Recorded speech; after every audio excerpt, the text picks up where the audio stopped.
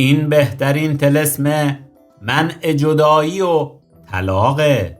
خواصش جلوگیری از فروپاشی یک رابطه است. اگر با همسر و یا معشوقتون دچار اختلافات شدید شدین، از سردی و بیمهری طرف مقابلتون خسته شدین، دچار طلاق عاطفی شدین، اگر در آستانه طلاق هستین یا بالاتر طلاق گرفتین، دوست دارید به رابطه قبلیتون برگردین، زندگیتون مثل روزهای اول آشناییتون پر از مهر و محبت و دوستی و عاشقانه باشه.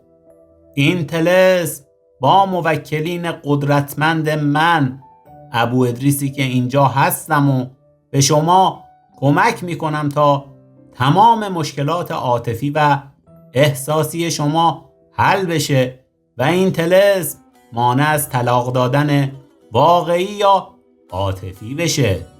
دوست عزیزم، طلسم اول رو باید خودت بشکنی. تنبلی نکن و از طریق این آیدی تلگرام @ابو ادریس با من ارتباط بگیر، کمکت کنم هر مشکلی که داشته باشی رو برات حلش کنم.